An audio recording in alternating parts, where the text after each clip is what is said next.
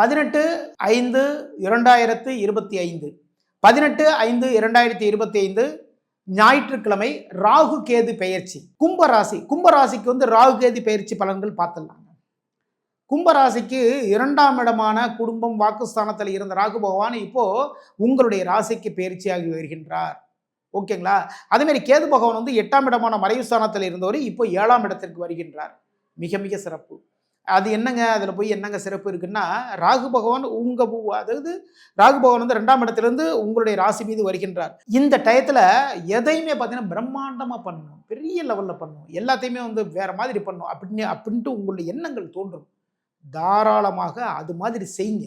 ஒரு பிஸ்னஸ் பண்ணிட்டுறீங்களா, இது வந்து பார்த்தீங்கன்னா 2-3 பிரான்ச்சஸ் நம்ம ரெடி பண்ணணும் அப்படின்னு நீங்கள் நினைக்கிறீங்களா, நினைக்க தூண்டுவார் ராகு பகவான். தாராளமாக பண்ணுங்க. வெளிநாடு வேலைகளுக்கு போகணும் நீங்கள் நினைக்கிறீங்களா, தாராளமாக வெளிநாடு வேலைக்கு போங்க. ஏர்ஃபோர்ஸில் வந்து வேலைக்கு போகணுமா, ஏர்ஃபோர்ஸ் சம்மந்தமாக படிக்கணும்னு நீங்கள் நினைக்கிறீங்களா, தாராளமாக படிங்க. ஓகேங்களா?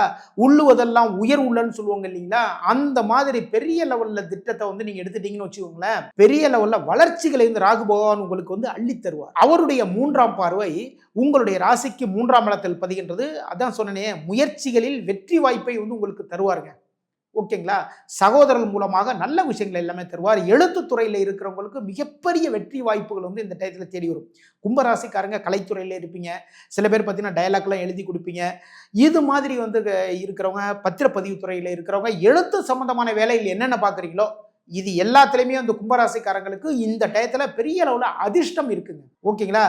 ஓயாத எழுத்துக்கள் அந்த அளவுக்கு வந்து வேலைகள் இருக்கும். எப்பா நைட்டு 12 நைட்டு 1 மணி 2 மணி ஆகிடுதுப்பா, காலையில் எழுந்து 6 மணிலேருந்து எழுத ஆரம்பிக்கிறேன். இப்படி ஓயாத ஓச்சல் இல்லாத, அதாவது ஒளிவில்லாத ஒரு வேலைகள் இருந்துக்கிட்டே இருக்கும்.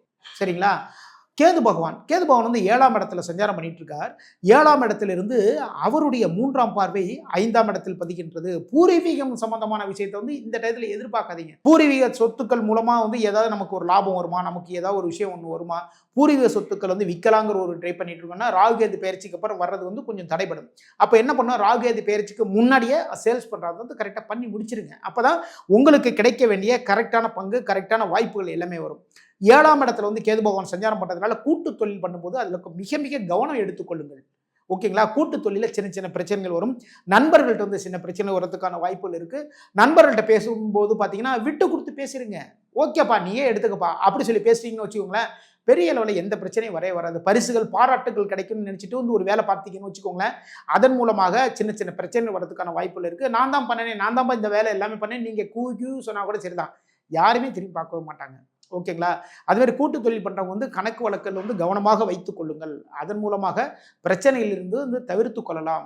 5ஆம் இடத்துல பதிகிறதுனால பூர்வீக சொத்துக்கள், அதேமாரி குழந்தைகள் மீது வந்து கொஞ்சம் கேர் எடுத்துக்கோங்க.